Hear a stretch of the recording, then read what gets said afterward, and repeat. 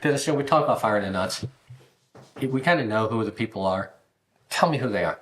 Who the people do we want to avoid? Because one, there's some people we should just not work with. Who are they? Well, I remember one time I was doing a seminar with the most prominent attorney in Northwestern Ohio, and the first half was me talking about difficult clients, and the second half was him talking about lawsuits. And at the end of my description of difficult clients, he looked at the crowd and said, if you're wondering who you're going to be talking to me about, it would be the guy he just described. So a large part of the time, you can spot these people coming in the front door. It doesn't have anything to do with paperwork. It doesn't have anything to do with transactions or houses. It has a lot to do with the personality that you're going to be talking to. And we're going to go through a quick list of help you try to spot these people. There's a 2-hour class on this, and there's a reason for that, which is how to talk to and deal with difficult people. And the short course is don't, okay? When you find somebody who's extremely argumentative. To the plaintiff. Yeah, you just want to avoid them like the plague. I always tell people, work hard enough to be able to fire somebody, okay? So who are these people? Somebody who is envious, and not everybody that has one of these characteristics is somebody it's a disqualifier, but these are some things you want to look for. An envious person who envies the material possessions of others. Somebody who's a professional victim, somebody who thinks that life is not fair to them. Someone who complains about the poor conduct of another professional. Oh, but this attorney or this doctor or this lender, they all took advantage of. When they're telling you stories like that, you might be next in line, okay? 100%. Someone who confides in you inappropriately. You don't need to know secrets because you can't tell them to anyone. It may contaminate your thought process. So someone who's inappropriately forthcoming with disclosure.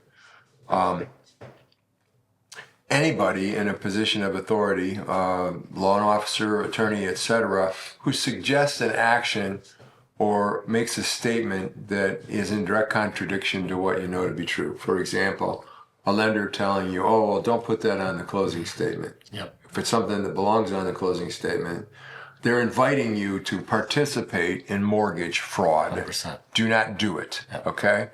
So, that just between you and I stuff, there's no just between you and I if you're not talking to your client, okay? Period.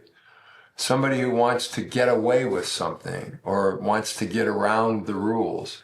I used to be very suspicious if someone told me how they cheated on their taxes, okay? I mean, if there's a sleaze factor there, I hope that's an appropriate term. If there's a sleaze factor there, get out quick, okay? The most effective coping strategy with potential plaintiffs like this is immediate termination. Bad business comes from bad people. Good business comes from good people who want to do the right things the right way for the right reasons. You can spot these people coming many times, and sometimes agents, I think, choose to engage with them because they want the money. And our experience has been that that's not always the best choice. Most of the times, every time we've been involved in something with an agent said, well, I kind of knew, or just this last transaction, or guys, it's just not worth it.